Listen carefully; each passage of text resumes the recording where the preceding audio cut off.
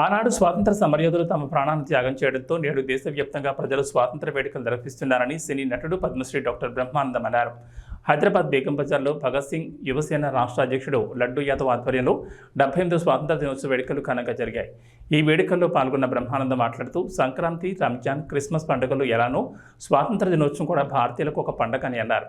దేశాన్ని రక్షిస్తున్న సైనికులు, దేశానికి తిండి పెడుతున్న రైతులు దేశానికి వెన్నెముక లాంటి వాళ్ళన్నారు. సినిమా థియేటర్లలో జాతీయ గీతం వేసినప్పుడు వినే ఓపిక కూడా నేటి యువతకు లేకపోవడం బాధాకరమని అన్నారు. దేశ స్వాతంత్రోద్యమంలో పాల్గొన్న మహనీయుల చరిత్రను, త్యాగాలను నేటి యువత తెలుసుకోవాల్సిన అవసరం ఉందన్నారు. ఈ సందర్భంగా స్కూల్ విద్యార్థులకు బ్యాగ్స్, వికలాంగులకు వీల్చైర్లను బ్రహ్మానందం అందజేశారు.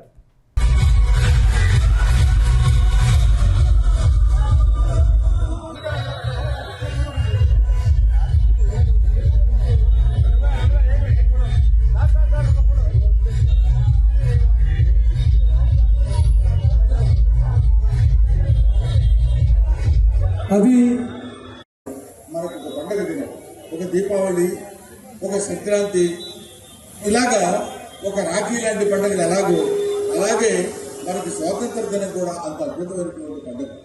ఈ స్వాతంత్ర పండుగ అంటే ఏదో జెండా పట్టుకుని మనందరం చాలా సంవత్సరం ముందే మాత్రం అని మనం పాట పాడుకుంటే సహజమైనటువంటి విషయమే అయినా కానీ ఇప్పుడు మనం గుర్తుంచుకోవాల్సినటువంటి విషయం, మనం స్పృహలో తెచ్చుకోవాల్సినటువంటి విషయం ఏంటంటే మన కోసం మనందరం ఇక్కడ ఉన్నాం. మన కోసం, మన దేశం కోసం ఎక్కడో బోర్డర్స్ లో ఉండి చలికి, ఎండకి, వానకి తడుచుకుని భార్యా పిల్లల్ని వదిలేసి ఎక్కడెక్కడో ఉన్నటువంటి వాళ్ళందరూ వాళ్ళ జీవితాలను త్యాగం చేసి మన దేశాన్ని రక్షించడం కోసం ప్రయత్నం చేసి మనల్ని హాయిగా ఇవాళ ఇక్కడ ఇంత ఉత్సాహంగా మనం ఉండటానికి కారకులైనటువంటి జై జవాన్, జై జవాన్, జై జవాన్. ఆ తర్వాత పొద్దునే లేచి మనం ఒక ముద్ద అన్నం తినగలుగుతున్నాం, మనం ఆహారం తీసుకోగలుగుతున్నాం అంటే పొద్దున్న లేచి ఆరుగాలం కష్టపడేటువంటి రైతులు ఉన్నారు. వాళ్ళు కనుక కష్టపడకపోతే మనకి బియ్యం ఉండవు, మనకి భోజనం ఉండదు, మనకి కష్టం ఉండదు.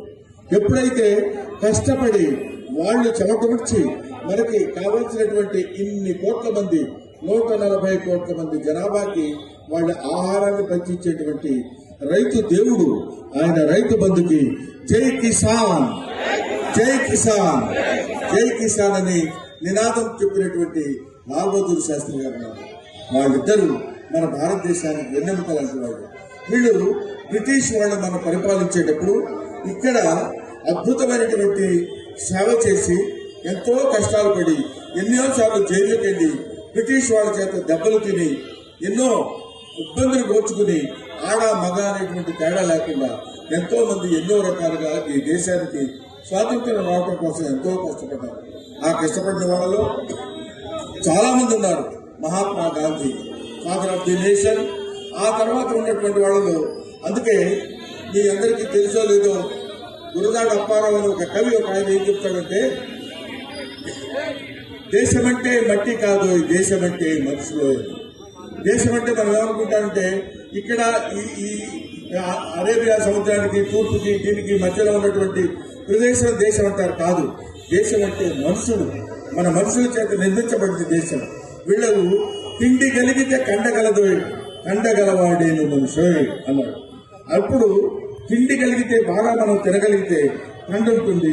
కండున్నప్పుడు వాళ్ళకు దేశభక్తుడిగా మారడానికి, తన దేశాన్ని రక్షించుకోవడానికి ఉపయోగపడేటువంటి భగత్ సింగ్ యువసేన అని పేరు పెట్టినటువంటి మిస్టర్ లడ్డూ యాదవ్, ఆయన ఈ భగత్ సింగ్ పేరు చెప్పగానే ఇప్పుడు ఉన్నటువంటి కుర్రాళ్ళందరూ యువసేన, యువత్వం అందరూ ఇప్పుడు 60 ఏళ్ళు 70 ఏళ్ళు దాటినటువంటి వాళ్ళు వృద్ధుల కింద వస్తారు.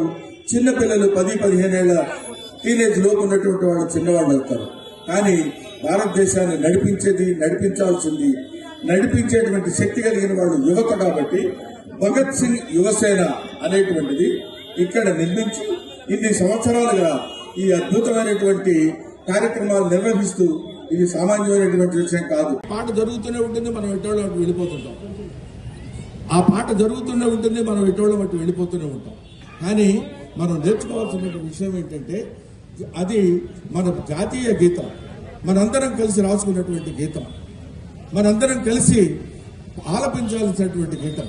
అటువంటి గీతాన్ని ఇప్పుడు మనం ఈ హైదరాబాద్ నగరంలో మాత్రమే మనం చూపిస్తున్నామేమో కానీ యావత్ భారతదేశం మొత్తం, యావత్ భారతావని, యావత్ హిందుస్థాన్ మొత్తం కలిపి ఇక్కడ ఈ భారతదేశం వందే మాతరం కానీ జనగణమన ఆలపిస్తూనే మనందరం ఒకటి, మనందరం ఎన్ని కులాలు, ఎన్ని మతాలు, ఎన్ని ఇంత వాళ్ళు ఉన్నా సరే, ఎన్ని పార్టీలు ఉన్నా సరే, భారతీయులంతా ఒక్కటి, భారతదేశం అంతా ఒక్కటి. అటువంటి మనల్ని ఈ స్థితిలో పెట్టి ఇంతటి మనకు కావలసినటువంటి స్వేచ్ఛా వాయువులు పీల్చుకునేటువంటి అవకాశాన్ని కల్పించడానికి ఎందరో మహానుభావులు మరణించారు ఈ భారతదేశంలో. ఆ మరణించిన వారి శ్మశానాల మీద, ఆ మరణించిన వారి పవిత్ర ఆత్మల మీద మనం ఎగరేసుకుంటున్నాము. ఈ రోజు ఈ తిరంగ పతాక అంటే 3 రంగులు కలిగినటువంటి పింగళి వెంకయ్య గారు నిర్మించినటువంటి, రచించినటువంటి, పొందుపరిచినటువంటి ఈ త్రివర్ణ పతాకాన్ని, ఒకటి కాషాయం, అది ధర్మానికి ధార్మికతకి గుర్తు, 2 తెలుపు, ఇది శాంతికి గుర్తు, 3 ఆకుపచ్చ సస్యశ్యామలంగా మనం ఉండటానికి చూసినటువంటి ఈ 3 రంగుల్ని ఏర్పరిచి మన భారతీయులందరూ, అసలు మన భారతీయత అంటేనే ధర్మాన్ని పాటించేటువంటి మతం. అటువంటి ధర్మాన్ని సూచించేటువంటి ధర్మచక్రం కింద ఈ 3 రంగుల మధ్యలో ధర్మచక్రాన్ని పెట్టి ఒక అద్భుతమైనటువంటి భారతదేశం ఇది అంటే ప్రపంచ దేశాల్లో ఉన్నటువంటి అన్ని దేశాలకి అద్భుతమైనటువంటి ఒక గౌరవాన్ని ఆపాదించి పెట్టినటువంటి జెండా మన త్రివర్ణ పతాకం, జాతీయ జెండా. జై భారత్.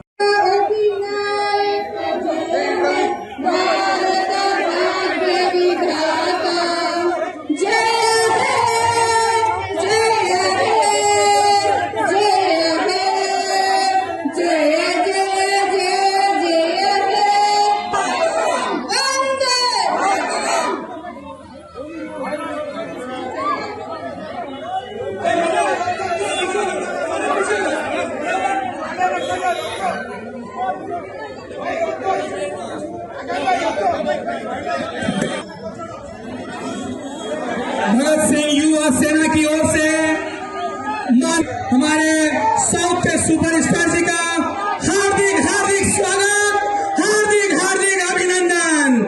भारत माता की, भारत माता की।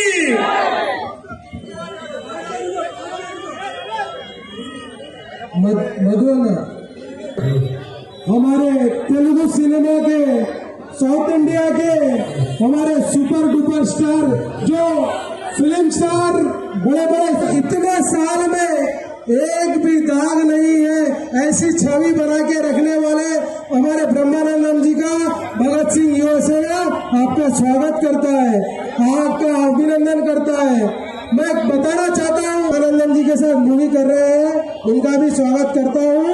और साथ ही साथ मैं बताना चाहता हूँ, हमारे ब्रह्मानंदम जी 1000 से ज्यादा फिल्म कर चुके हैं।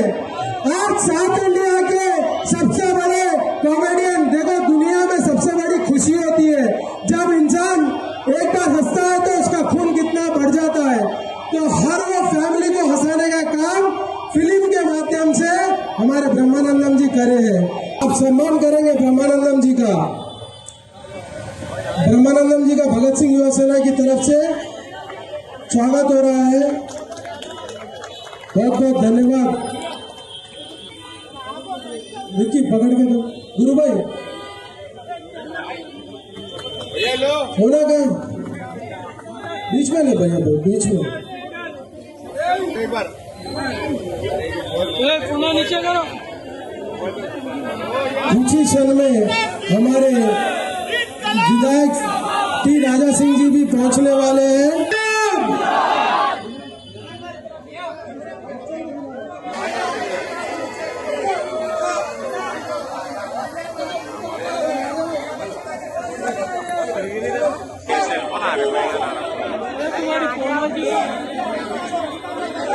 आता ही बीच में आ गए जाओ। अरे और थोड़ा ऊपर आओ ना।